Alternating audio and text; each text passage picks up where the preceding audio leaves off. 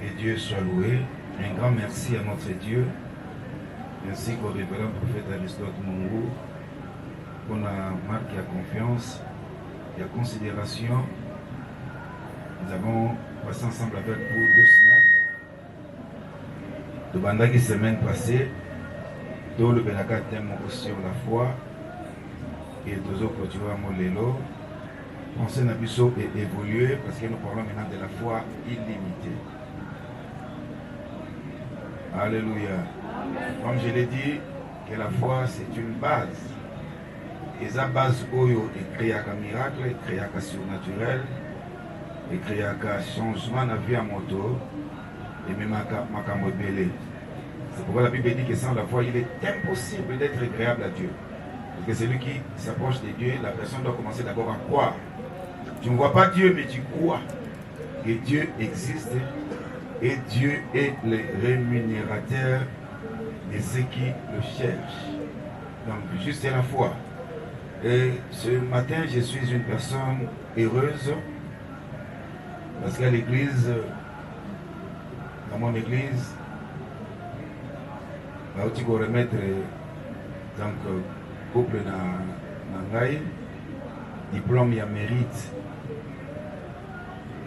J'ai oublié mes pochettes pour ajouter encore parce que j'ai transmis tellement tout. Ouvre aussi l'eau. Donc, je vais remettre 25 ans de vie commune. Alléluia. Voilà. Donc, 25e année. Nous sommes toujours ensemble. Nous sommes toujours ensemble. Nous sommes toujours ensemble. Amen. Et par cette grâce-là, Madame a fait une bague ici. Donc, ce n'est que la grâce de Dieu. N'est-ce pas? Quand tu fais des choses justes, Dieu sera toujours avec toi. 25 ans de vie commune, ce n'est pas peu de choses. Même si je suis 24 ans, on a été toujours ensemble. Voilà. La foi illimitée.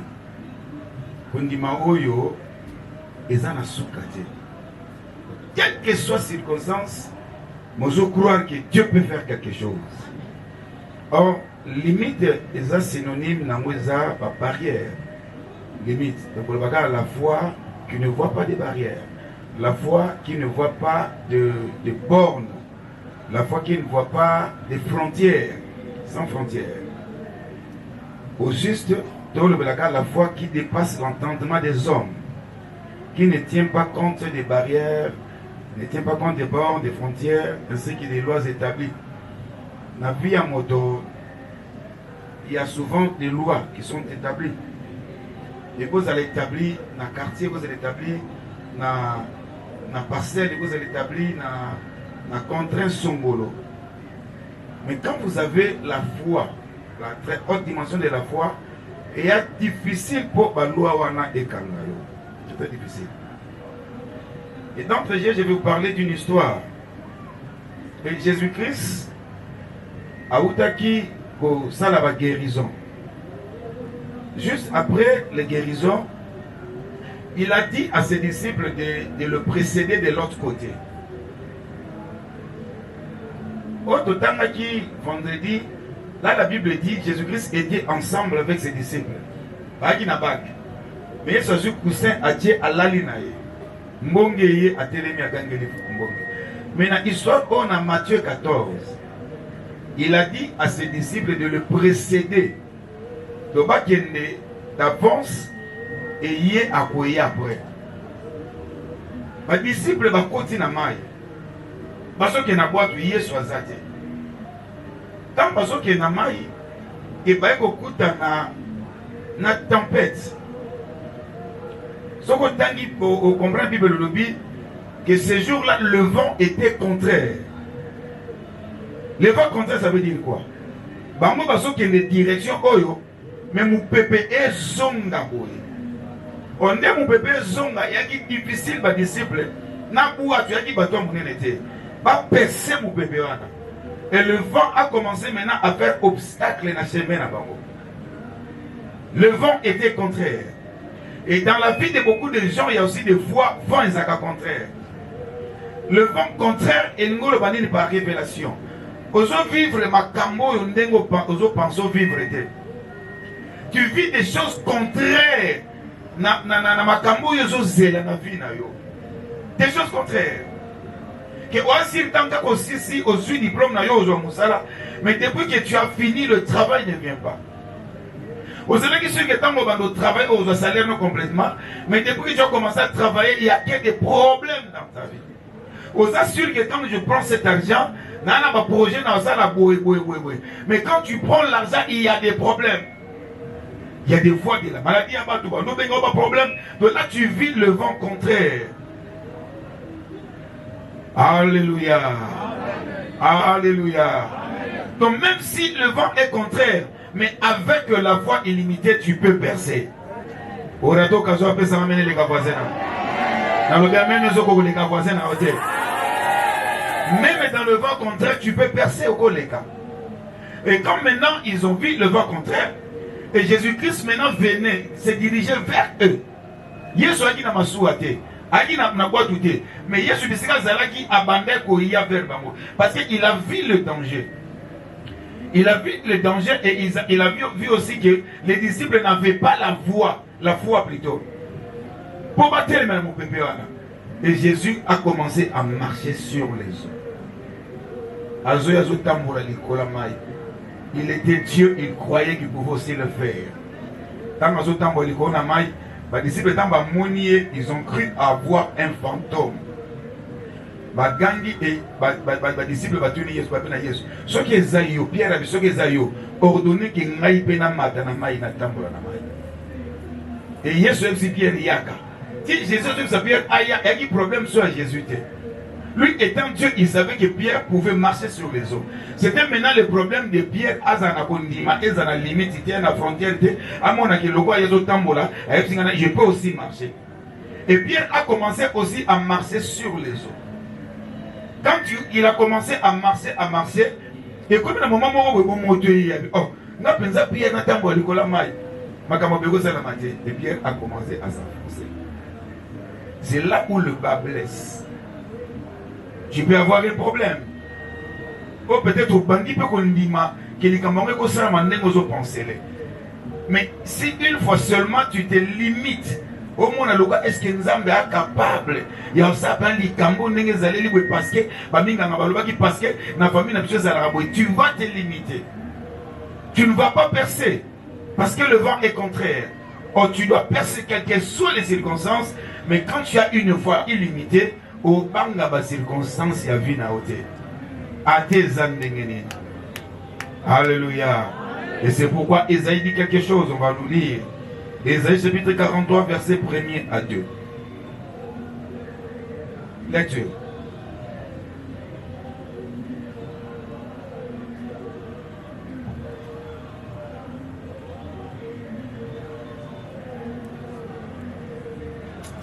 Faut m'annoncer. Moi j'aime les fonds seulement le fond, ça me fait du bien. Isaïe chapitre 43, verset 1er à 2. Verset 1er à 2, je lis au nom de Jésus-Christ. Reprends. Ton amen ne me convient pas. Isaïe 42, verset 1, je lis, 43, verset 1, je lis au nom de Jésus-Christ. Verset 1er à 2. Ainsi parlait maintenant l'Éternel, qui t'a créé, ô Davin, c'est lui qui t'a formé, ô Davin, ne crains rien. Je te rachète. Je t'appelle par ton nom. Tu es à moi.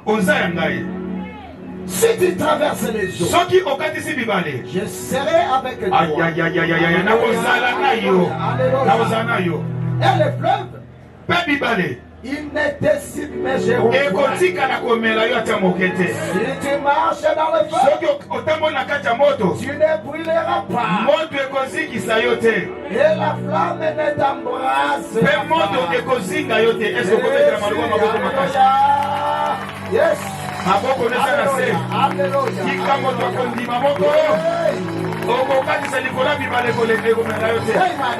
Les autres sont des problèmes. Mon Dieu, ça m'a caillé ma problème. Na condiment, mon Dieu, cosy qui s'ayote. Et qu'on peut la vie, mais tu seras toujours sain et sauve. Parce que j'ai la foi. Nicolas m'a n'a kotambola parce que j'ai la foi. Donc Nicolas m'a problème au kotambola. Tika amen na yo et quand tu sois divalé. Tika amen na yo et quand tu sois divalé. Divalé, moi ça m'a problème. Foi na yo. Condiment na yo. Le quoi les la limite était. Quelle que soit grandeur, il y a problème. Tu marcheras sur ces problèmes.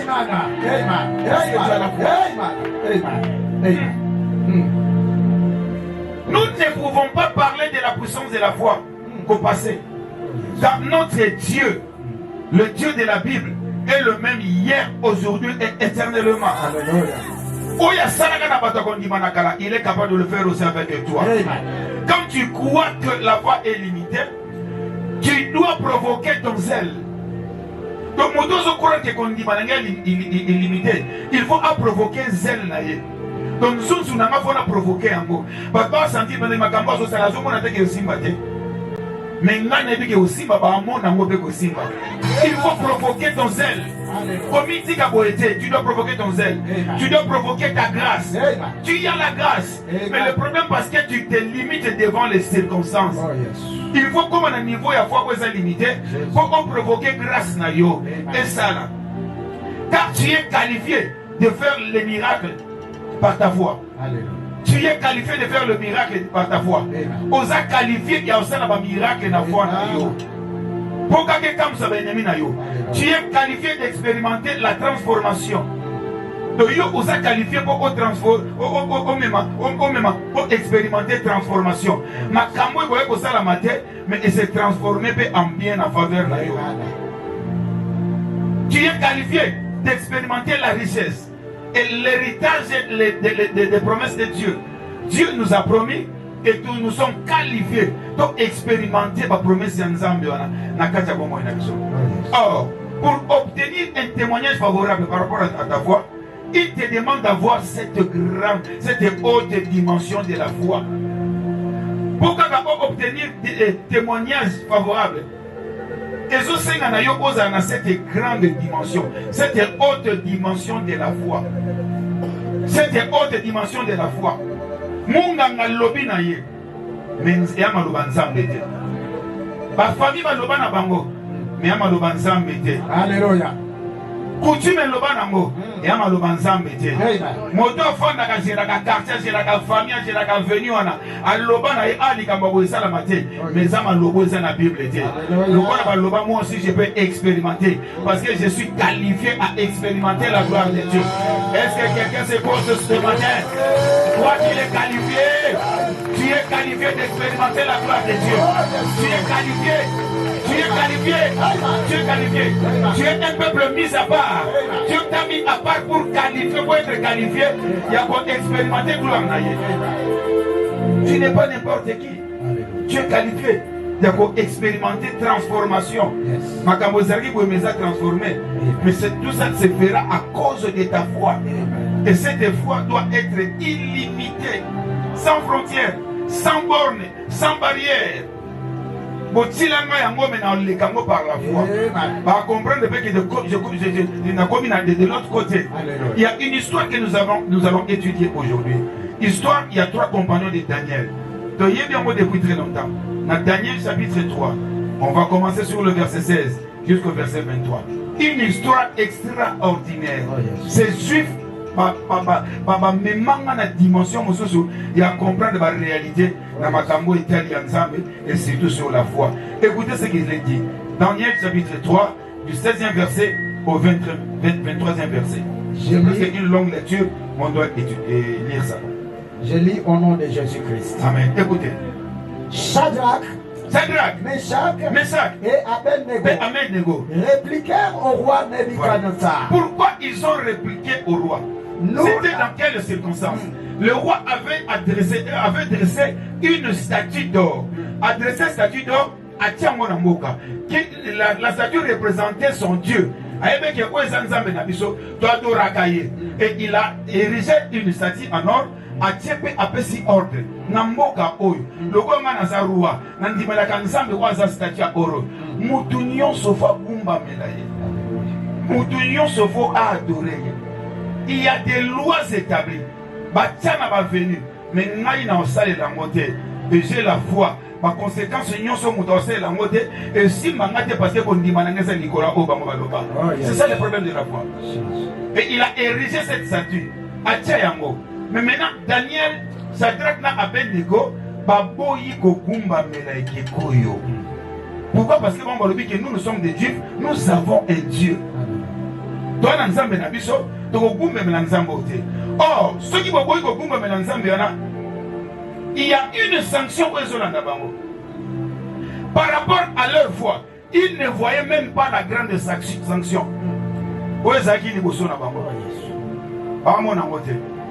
Que le roi peut nous faire du mal. Pourquoi? Parce qu'il le croyait. C'est pourquoi tant le roi a lobby en mot. Baki ko pesa roi rapport que yana ba juif moko bazao Shadrach Meshach Abednego ba lobby ba ko gumba mela ekeko na yote. C'est pourquoi nous commençons à partir du verset là. La Bible dit Shadrach Meshach 16. Nous n'avons pas besoin de te répondre là-dessus. Voici notre Dieu que nous servons peut nous délivrer de la fournaise ardente. Alléluia, alléluia, alléluia. Donc quand ils ont refusé, le roi a donné l'ordre. Le kola baboy kokumba melanga, il faut babouwa kama na libulu moto. Le roi avait une fournaise ardente. Le kola baboy kokumba Meshach Abednego. Na foi ko bazaki na mo bilimité balobi ke to kosalela ekeko na yote to kokumbemela nzambe note mais yeba yango malgré tu as une décision, tu as pris une décision de nous jeter dans la fournaise ardente, mais le roi, le Dieu que nous servons, et il nous délivrera. Le Dieu que nous servons peut nous délivrer de la fournaise ardente. Alléluia. Yaya, t'as la voisine. Il me dit quelle assurance, quelle assurance. Quelle assurance? Quelle assurance? Quelle assurance, mon frère? Quelle assurance? Si nous avons à délivrer Bangwa. À délivrer Bangwa. Nalibulani. Yamalini. Yamoto. Quelle assurance? Non, Nalini n'a pas pour comprendre. Quelle assurance? Par rapport à quoi? Que Shadrach Meshach Abednego, bon le bakenzambe na bino bon osé. C'est ça la grande dimension de la foi. Bon, on sait que le roi, on va envoyer un roi, mais il parlait directement avec le roi. Que Nzambe peut nous délivrer de ta fournaise ardente.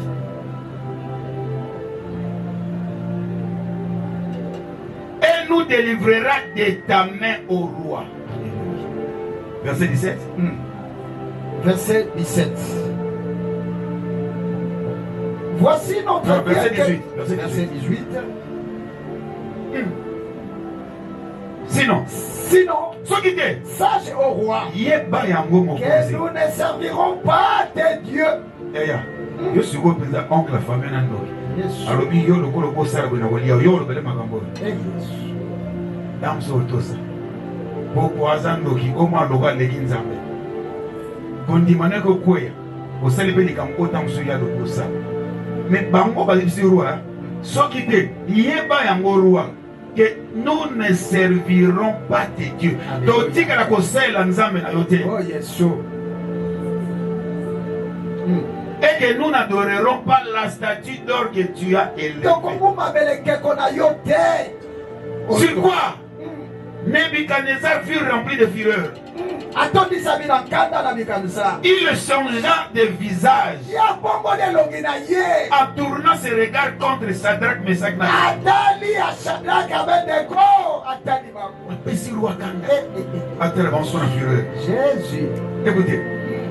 Il reprit la parole. Nebuchadnezzar et ordonna de chauffer la fournaise au 7 fois. Plus qu'il ne convenait de la chauffer. La fournaise, depuis très longtemps, a été sauvé qu'une seule fois. Moi, si on a kanda o ba pesi, roi a pesi ordre de va sauver fournaise combien de fois? Vous en avez combien de fois? 7 fois. Alléluia. Kanda y a des bateaux. Donc il faut basi kana niveau moko ya kosakanate. Si ko bango ba lobi ke ba sauver ngo te roi nzambe na bango a délivrer baba na foi père illimité nzambe a délivrer bango nata na siko nzambe bango. Jésus. Puis il commanda à quelques-uns des plus vigoureux soldats de son armée de lier Shadrach, Meshach et Abednego. Si vous regardez le bateau, si on appelle ce monde dans ce bakima, Bible dit à soit des soldats plus vigoureux. Alléluia. Bateau minene ya makasi. Oh Jésus. À cause kaka ya foi ya bato moko kwe bandimi na bango te babiki te kosimba te mais atindi siko basoda minene kozwa bango balia bango et de les jeter dans la fournaise ardente. Ces hommes furent liés avec leur caleçon, leur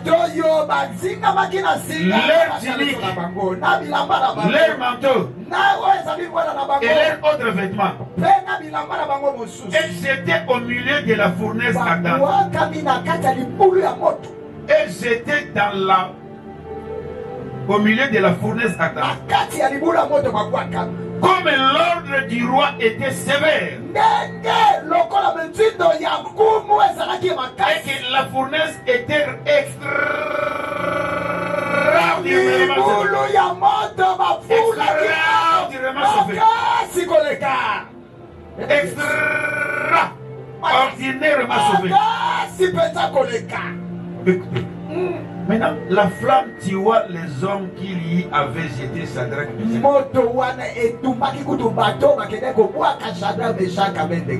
Alléluia. Oh yes. Si vous tellement que fournaise qui chauffé extra. Jésus. Bateau beko quoi bango. Flamme on est au matin ici bateau. Oh yes. Et si c'est banane, ba vigoureuse solitaire. Bateau ba vimba wana baziki. Si vous bandez ce que vous avez sorti à ça, so bato wana bakoi na kata moto te. Kaka ndenge bafungo libula moto boye, ba kwaka bato bango baziki ba. Oh yes.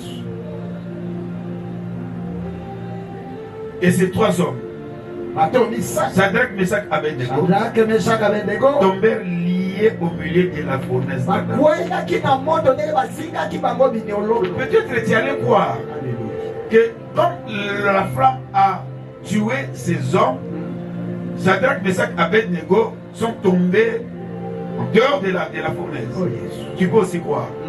Mais la Bible confirme, Shadrach, Meshach, Abednego se retrouvèrent dans la fournaise. Oh,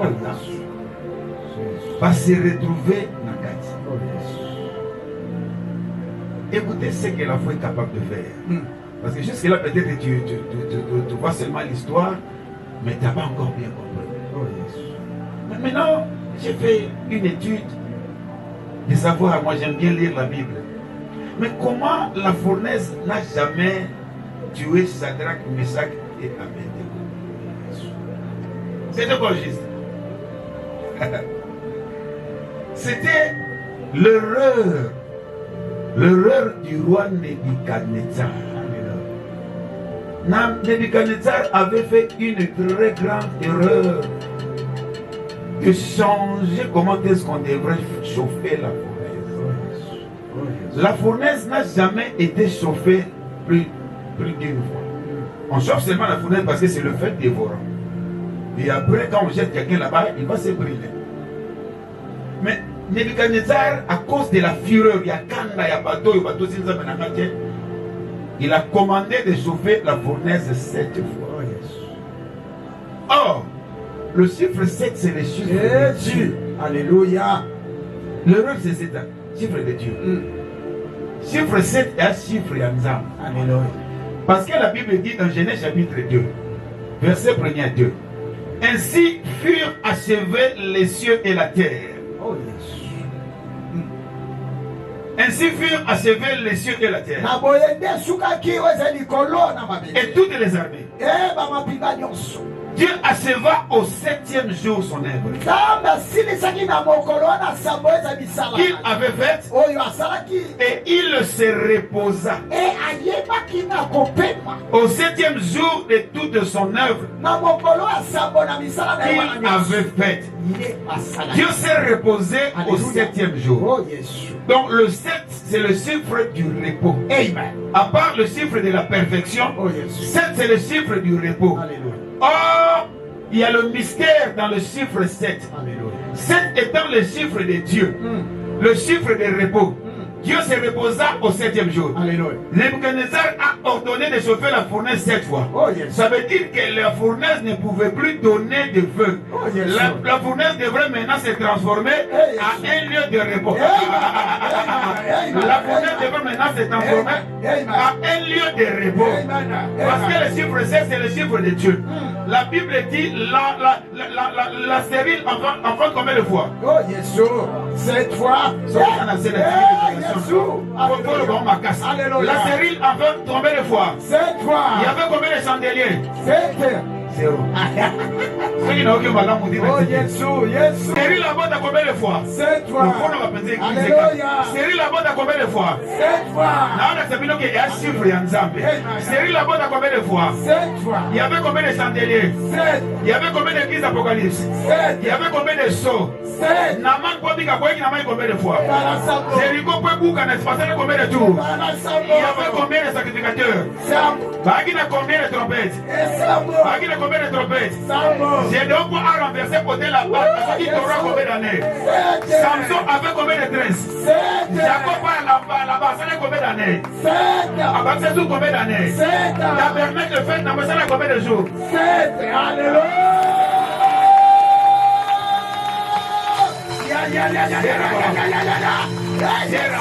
Alléluia. C'est là maintenant je parle sur le code mal codé. Le code mal calculé. Roi a sali erreur à code. Roi a sali erreur à code. On va chauffer une fois, chauffer 7 fois. Nous avons code 7 chiffre ensemble. Chiffre à repos. Chiffre à perfection. Même si mon demande qu'on dit manayo, et même ennemi ne passe à l'erreur. Et même ennemi ne passe à l'erreur. Et même ennemi ne passe à l'erreur. Non, quand il va pour Mario, nous avons fongola yo. Quand il va se bloquer yo, nous avons fongola yo. Roi avait dit code à ma baie. Fournaise au lieu comme un moto et comme un climatiseur. À cause de la voix de tes oiseaux. Fournaise est comme un climatiseur. Et si tu vas se penser le moto, et si tu vas se penser le moto, et comme à Malili, et comme à Malili, quand tu vas se penser le moto, mais à cause de ma voix illimitée, c'est pourquoi au début nous avons dit sur Esaïe 43, même si vous traversez les eaux, et Melayote, au continent moto, frappe et vous embrassez au terre. Moto parce que bien la bière. Moto parce que bien la bière. Moto parce que bien la bière. Moto parce que bien la bière. Moto aussi qui s'en tient. À cause de ta foi, moto va faire ici, et comme acclimatisé, et comme acclimatisé, et comme acclimatisé, et ici qui saute. Et nous n'y n'ayons pas ça qu'à erreur. Vacanci va à yo. Zoka ba fongola yo. Vacanci va à yo. Zoka ba fongola yo. Bate kwa Joseph. Basi Joseph. Bateki Joseph. Akene n'Égypte. Oba ko ma promesse. Joseph wa kina ondima. Abangi koteka mabangote. Abangi koteka mabangote. Zoka bate kwa Joseph. Basara que erreur. Joseph lokola mwana. Ako ke n'Égypte te. Papa ko permettre te. Il fallait battre cahier. Bate kwa Joseph. Wange bateki ye. Zoka ba futeli. Il y a transport. Quoi comme en Égypte. Aïe, aïe, aïe, aïe, aïe, aïe. Yes. Hallelujah. Amen. Oh yes. Là, nous avons dit. Oh yes. Bateki. Ba futeli bien transport. Babi kendo comment mon conseil d'Égypte. Oh yes. Bango baxi ba bloqué. Jésus. Joseph est moto foi. Amen. Est-ce que nous avons mon moto mon apoka? Avec ma boko makasi. Sika kondi manayo. Ebe ma barre ya konya ba mura na yo. Amen. Amen. Amen. Amen. Amen. Oh yes. Atelemi balobi na ngai na suki. Oh yes. Babosani etelebi pai na sukaka. Deyo nzambe na ngai yokobaka. Mbanguna na ngai babelemi balobi na ngai na suki. Prochainement je vais venir avec mon équipe. Oh yes. Babosani etelebi pai na sukaka. Deyo nzambe na ngai yokobanaka. Manga na loboko na yo Yesu. Katisa ngai na ngai na leka. Okoleka na kondima wana koma na espasi. Okoleka na kondima wana koma na espasi. Est-ce que votre moi ozoka ngai? Alléluia. Nazo sentire to votre moi ozoka ngai. Alléluia. Aleba. Namata. Napanza. Sala koze yimsa ki batala bona talatala. Batala kayo na talatala. Alléluia. Yesu soubi batala bona talatala. Batala kayo na talatala. Yesu kotana talatala. So si belo na gauche na talatala mwana na nini? Oh Yesu. Comment? Nakabo masusu. Ceux qui aussi mélon à gauche, c'est micro. Ceux qui ont mis dans la tête, dans mon on a dit. Jésus. Le bataille a bonne erreur. Jésus. On est bataille à bonne erreur. Il y a aussi bonne bataille à bonne erreur de lui que je sois. Maintenant qu'on dit moi c'est limité mon combat mon a reçu pas. Ceux qui ont non comme beaucoup na que le royo. Gagne le mona Yahweh. Gagne le mona Yahweh. Bako continue kotalo kana talatala. Si bokolo ba mono siko bien ba kamwa yo. Ba tuno chanja ndenge nini. Oyeba ke kondima nanga ekanga bate, ese limitate, ese le kaba frontière bokila. Ayo kama boka moto mona kelelo. Yebi selanga twa voisin ko mikambo na yo. Yeso ke personne. E komi tambo na yo. Alléluia. Alléluia. Amen. Azalaki na ipambai Zoka yawe azalaki Bamonaki na yoyo sambale Zokinombe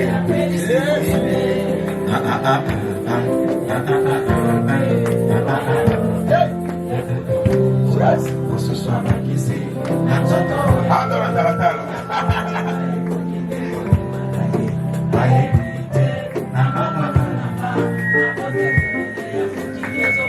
Yaya bazo talo na talatala yango bato na talatala bazo mono komba ko batalo na talatala ba kuta na vrai yo ba comprendre ko zo chanja batakala on est qui vision talatala. Alléluia. Écoutez, j'ai un cousin qui s'appelle J.R. Louemba. Louemba c'est juste mon oncle, un grand frère, cousin, maman. On a Louza, Wenza Louza. Louza a Louemba. Louaneza Louemba, Zapo Dinzanza. C'est mon oncle propre, lui il était métier. Cousin Oyo, il avait un enfant. Moi, en aujourd'hui, j'ai essayé de lui envoyer des messages à Tinder dans la photo, malheureusement, j'allais vous montrer. Aujourd'hui, a commis 12 ans.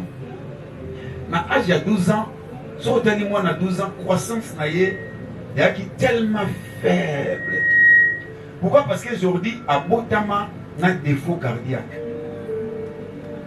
Vous témoignez ça bien. Les médecins, même dans la clinique universitaire, qui moi, comme jamais à 15 ans. So, dans ce moment, à 12 ans, à atrophier, à kangama, à konda kaka, parce qu'il y a un problème cardiaque. Ce qu'on m'a dit, papa a salaniou soit kenda na babisika kenda bopito abunda ba dépensa ba oncle ba bimisa mbongo. Mais problème ezaki cardiaque ba médecin ba kopate. Les médecins disent que plus de simba a monté matin. Le négeza normalement tia comme na 12 ans comme ça nzambe. Beaucoup ta la yeboye na évolution en cœur na ye akokaki même pas comme ça va 7 pas 8 ans. Pas la couvre avant. Mais Jordi a commis à 12 ans.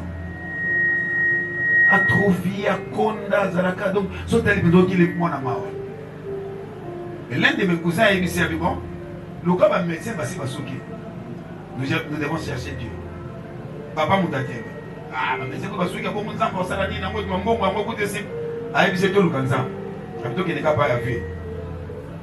sont venus chez moi. Ils m'ont présenté l'enfant. Et j'ai commencé à essayer un peu de poser des questions, papa. Tout solo, il n'est pas de ça, à Botamarande, moi, Nati, après ça, qui a collé des mois. Alors, c'est quand même un papier, un médecin, en tout cas, que moi, je vais beaucoup évoluer, à quoi vivre, il faut que mais comme il a 12 ans. Je l'ai redit, quand il a comme 12 ans, c'est déjà une grâce. Le médecin va le faire comme 10 ans. Mais nous allons profiter seulement de 2 ans où nous avons des moutons qui sont liés. Na kota kondimana ngawana, papa kota kondimana, Jordi kota kondimana, tu vivras. Et j'ai commencé à faire des séances de prière pour moi. J'ai commencé à faire des prières. J'ai commencé à faire des prières. J'ai commencé à faire des prières. Yaya. Nous commençons à y aller dans nous longuons les chemises. Nous avons queen. Petit cas et nato. Petit cas queen. Petit cas queen. Parce que nous avons payé Christ. Jésus. On a dit à la télé, on a dit petit cas queen. Au petit cas queen. Si vous avez charge de son appareil, au moins dans le bac il est. Et aussi, maintenant, on va mettre ça pour regarder ce qu'on a passé là, on a foutu mon apika crise à ce moment où on a comment. Et moi, on a gagné. On a passé dans soit transport tingé. Juste dans le boulevard Wemba, la maison est là. Priez pour l'enfant, j'ai prié pour l'enfant. Moi, dans son lit, on a la faible. À côté de la phase de mon social. Écoutez. Le soir, son père devant la télévision, en train de regarder les informations. Quand on a l'information dans RTNC, les Blancs, Baouti France, Baye na Congo, Boyebi, organisme, Moya, Souverain, Souverain, Souverain, Souverain, Baye, Babi, biso doba spécialiste ya makambo ya mitema. Yango toye dans l'organisation na biso, totala bakaya batoyo ya motema, bapesa numéro na bango. Papa tanga moni numéro na le même jour mwana saki crise. Azui numéro. Na tongwa bengi. Tangwa bengi papa passé na Gombe na immeuble tel ko. Tangwa ke expliquer bango ki ka eza bona bona. C'est vrai. Kaya mwana comme na agi na ngoyeso aye le lendemain akena ba document tout. Batali ba document en tout cas certainement moi nous kanezaka. Ça va. Ndenge zaona yela biso mwana. Aye na mwana deuxième jour. Batali mwana examiner mwana ti ba bien tuka ka bizaka. Yela biso document mwana. Aye na ba document mwana, identité mwana, papa rempli papa et si. Même si papa na kola. Et l'autre jour mercredi, jeudi, vendredi, biso permettre biso ba to kena mwana français. Permettre biso to kena jeudi na France. Oh, yes. Papa bi promise ate. Nana de ko sala te. Papa c'est ba formalité nyonso ya sans passeport. Sali ba makambo tu ba kanga mwana ba photo tie sili ba bengi na France tala mutazo mwana yeyo te pa sili samedi bazwa Jordi boyo mwana mutu alors que le coup ba côté c'est un avion ba kene na France. J'ai regretté parce que j'ai beaucoup de ba kene na Jordi na France. Mwana voyage ndenge mwana sans visa, sans passeport, ayeba na famille moté, akenda bazwa bakomba benga papa bazali makoko bazana hôpital boy. Donc na ba photo nyonso na ndenge na hôpital ba commencer ba opération ba nini. L'enfant avait 12 ans. Alléluia. Mais les lots n'a jamais ça. Samedi, samedi, Jordi Anna Potazuba. Est-ce qu'on ne peut pas acclamer ces grands?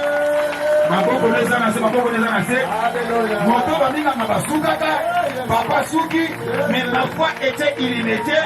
Zamba Zomwana a fait voyager sans passeport, sans visa, car on a lieu à Kenya pour les lots. À Zoma normal. Dikasa la moto moi presque avec la bien. Dikasa la moto moi presque avec la bien. Dans ce monde, la moto côté. Assez la moto moi presque avec la bien. Amen. Allez sur son Dieu soit la vie. Ce que ça y est, ça pour comment la famille. Zamba ça capable. Zamba ça capable. Zamba ça capable. Zamba ça capable. Asimbe siko batu basimba te. Nazoka maboko moto moto na bamene. Asimbe sika batu bakoko simba te.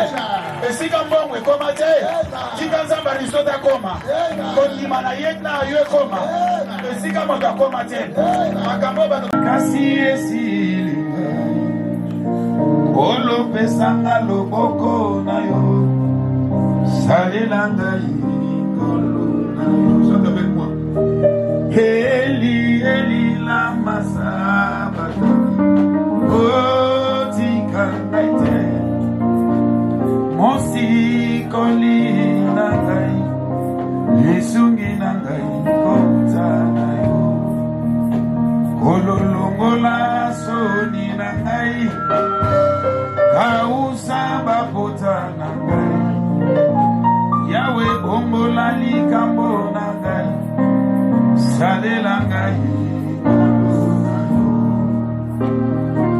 kuna ngai ekulusu Yesu nyonso ekoki mpona ngai ngai nazwa elonga salela ngai kolo natali pembeni na ngao bato mabe bakofuluka ngai nazali ayo likambo na ngai eumeli tala bakoseka ngai balobi otiki ngai kasi motema nange bateli kimia nani ayebi ya ngai na yo otikanga te otikanga te otikanga te otikanga te otikanga te lobwakanga te lobwakanga te Jésus est en train de changer l'histoire d'une personne. Ceux qui ont ça la case, on dit, à quoi ça la paix à yo?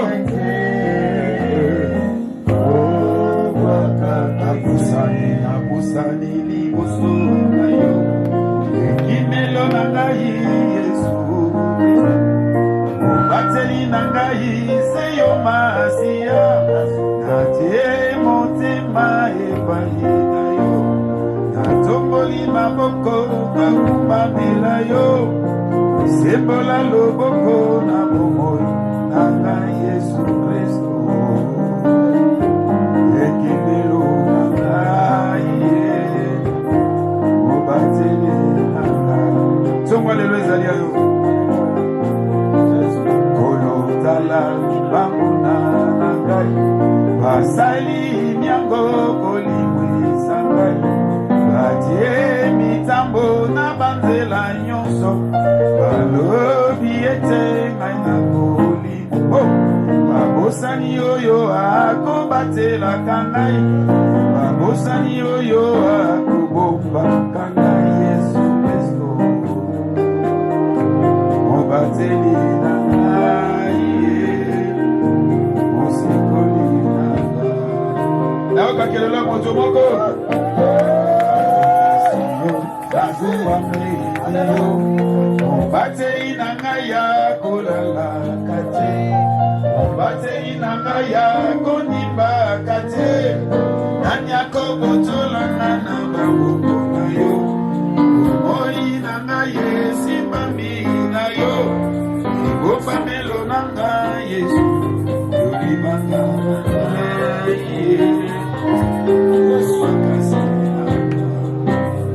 écoutez le grand matin Nebuchadnezzar s'est levé tangoye bafongoli fournaise ardente atali na kati ntango atali na kati au lieu de voir 3 hommes au lieu de voir 3 personnes il a vu 4 personnes atali mais tobwakaki bato misato na moto natesa binoko ndima ya bato tobwakaki 3 personnes mais nazomona neti 4 personnes azali et c'était la première fois Nebuchadnezzar à reconnaître Jésus.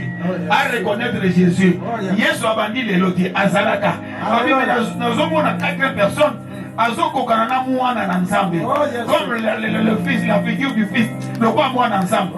Nebuchadnezzar a reconnu que Jésus était dans le feu. Pourquoi? Parce que Jésus est le feu dévorant. Moto ya Yesu ekamaka ba moto mike mike.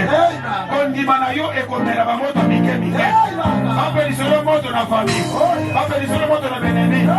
Mais kondima na yo lokolo ndimela feu dévorant. Ekomela ba moto nyoso mike mike. C'est pourquoi ce matin je suis entré dans la maison d'Ézéchiel. Et il me dit que Dieu lui avait dit, prophétise sur ces eaux. Prophétise sur ces eaux. Mais moi, Ézéchiel, je dois avoir la voix. Dieu a dit à Ézéchiel, et Ézéchiel m'a dit ce matin, Dieu lui a dit de prophétiser sur ces eaux. Dis-leur, osement dessécher. Écoutez la parole de l'Éternel. Mikwa oekauka. Et yoka kamaloba. Parce que Ézéchiel a tout attaqué. Il a cru à ses dieux. Mikwa ne sait pas. C'est pourquoi ce matin j'ai dit à quelqu'un, j'ai dit à la pauvreté, écoute la parole de l'Éternel. J'ai dit à la maladie, écoute la parole de Dieu, de Dieu d'Arizona. J'ai dit à la malédiction, écoute la parole de Dieu d'Arizona. J'ai dit au blocage, écoute la parole de Dieu d'Arizona. Ce Dieu-là est capable. Que ma tambo est capable. À partir de ta foi illimitée. Et yoka. Et yoka. Est-ce que mon moi je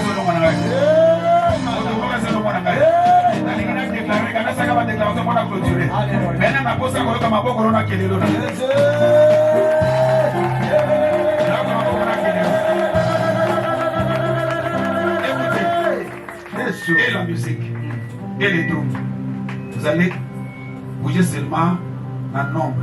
Son ami met beaucoup une fois. Une seulement. Et c'est une fois. Si vous allez à moto raté, je vais déclarer sur ta foi. Est-ce que tu peux mettre ma boque une fois? Le chiffre 1, c'est le chiffre de commencement.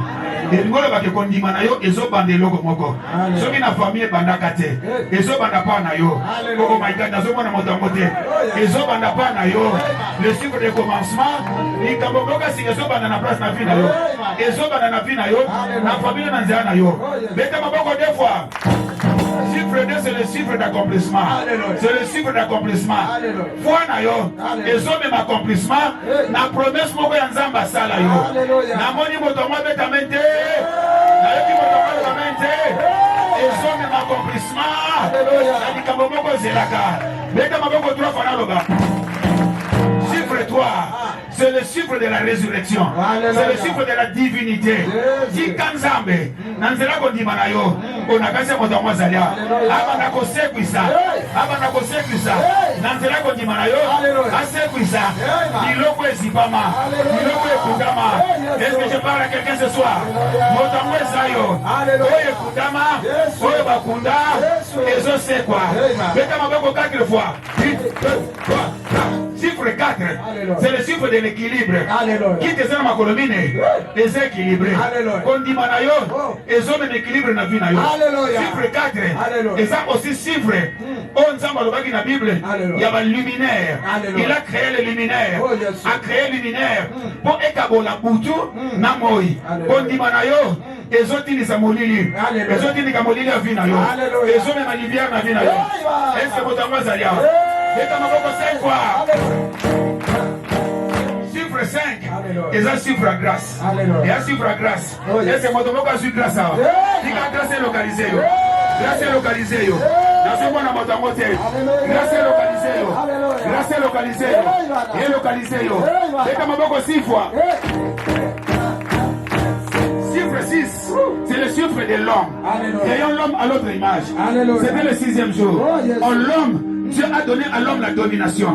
Il a donné à l'homme le pouvoir. Ici, quand tu as ma colo, et puis ça par la foi, tu vas dominer, tu vas régner. Est-ce que mon amour s'allie? Avec ta kelelo.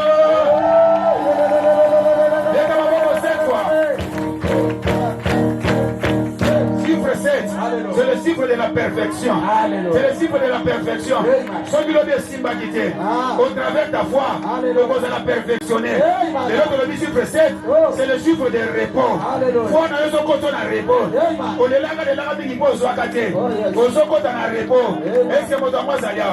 Mon amour s'allia. Avec ta kelelo. Naloba. Namata. Mettez ma boca 8 fois. Chiffre 8. Et un chiffre de béatitude. Oh, béatitude, c'est le bonheur parfait. Le bonheur parfait. Voilà, yo. Et quand on a bonheur, et coca. C'est mon amour, Zaya. Quand on a bonheur parfait. Quand on a bonheur parfait. Quand on a bonheur parfait. Naloba. Mettez ma boca 9 fois. Chiffre 9. Et un chiffre enfantement. Alléluia. Un mois, c'est caillé. 2 mois, je souffrir. 5 mois, je souffrir. 7 mois, je souffrir. 9 mois, moi, na bimaka. Alléluia. Même na césarien. Kamboya yo. Kondimana yo. Et kobimisa yo. Alléluia. Alléluia. Nasukisa. C'est ma boko 10 fois. 10, c'est le chiffre des commandements. Alléluia. Dieu a fait 10 commandements. Oh, yes, et Tindayo. Obando commandé biloko. Oh, mon ananoté. Il ne fait pas des choses qu'on espère. N'a pas espéré dans un monde à terre. Mais n'a commandé les balles zoya. Alléluia. On a tombé les lots. Le corps a moussé dans Zambie. Le corps a prophète de Batindi. N'a commandé les balles dans la vie à Motomoko. N'a commandé voyager dans la vie à Motomoko. N'a commandé mbongo dans la vie à Motomoko. Est-ce que vous avez Zaya? N'a commandé biloko. Oyo so mon terre. Oyo so mon terre. Et en vie na yo. N'a commandé. Yo peut bando commander. Yo peut bando commander. Le corps le bête m'a beaucoup 10 fois. Bando commander. Biloko et yate. Faites des choses qu'on espère. Oyo mon terre. Biba de soya. Quoi de soya? N'a so mon ambote. Mais n'a so quoi? Et soya. Que ça se passe au nom de Jésus. Et soya. Et soya. Et soya. Et soya na vie na yo. Oyo yate. Une ferme sera des choses. N'a so commandé. Na vie na yo. Oyo bakanga. Oyo balobe kokomate. Jomba lelo. Na kena village à Motomoko. Na koti na village à papa. Na commandé au bakangeya. Na koti na village à maman. Na commandé au balobeya. Na koti na village. Na koti na mabulu. Na koti na bazamba. Oyo bakunda. Oyo bamatana nzete. Chiffre commandement. Na zo commandé. Oyo yo nyonso. Bakanga. Babomba. Na zo commandango. Ezo zonga na maboko na yo. La foi une vraie assurance. Tozo mona mona côté. Le to commandango. To commandango. Ezoya. Simba nyonso. Ekenda musika na yo. Oyo kima yo. Oyo kenda musika na yo. Simba yango. Samba accomplir yango. Il est le Dieu capable de le faire. N'a so commandé. N'a so pesa ordre. Tant que pesa la ordre. Moto kama yango asate. N'a so pesa ordre. Maboko na yo. Ezo kuka ba barrière wana. Ordre na nyoso leka. Na pesi ordre. Oyo sona nute. Oyo simba na nute. Yeba koya. Yeba accomplir. Na fina yo. Jésus. Au nom puissant de Jésus. L'ordre soit donné. Alléluia. Dans ta main.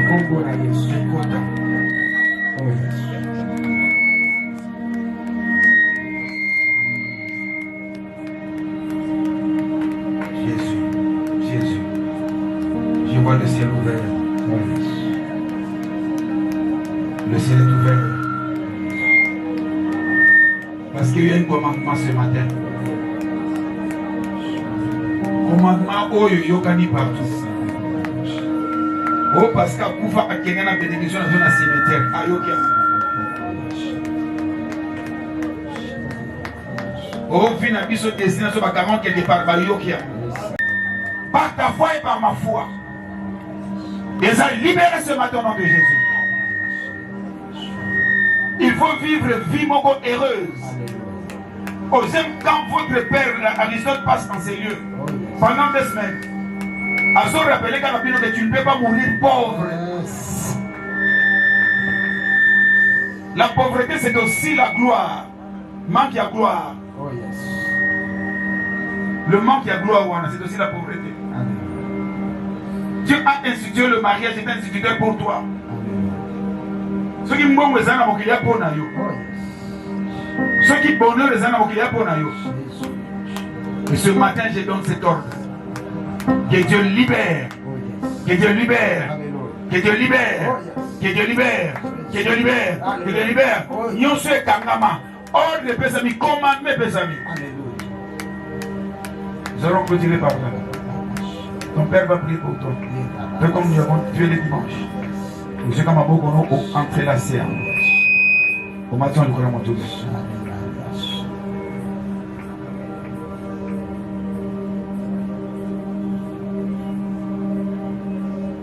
Ça va constater.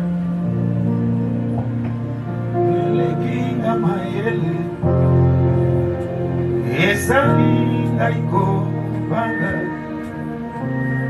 Nakendeko wapi nazongi na liziba esika nazwaka makasi esika nazongaka ya sika nanga ekuke ya satana na bomoi nanga etelema nalo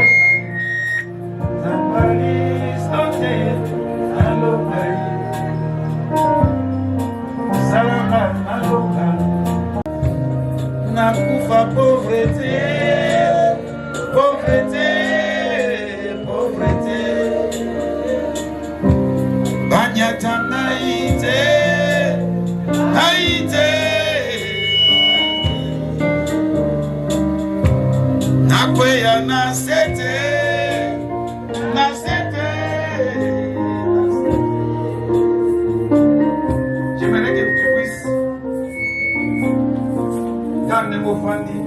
Ni mon assigo ni pour soi définitivement. Parce que le commandement il est puissant. Et c'est puissant.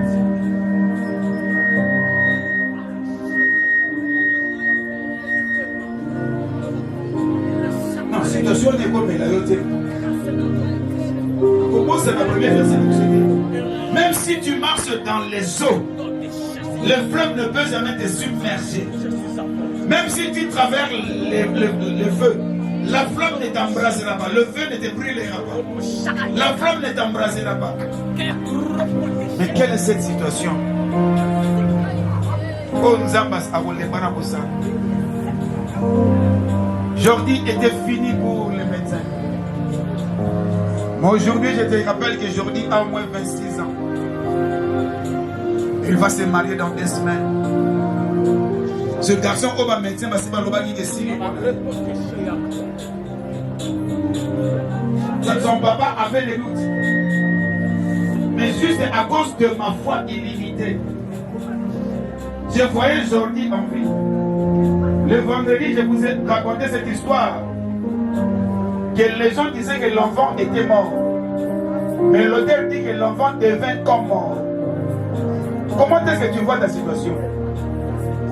Si tu vois que ta situation est déjà morte, c'est déjà fini, pour toi, il faut pouvoir aller l'enterrer.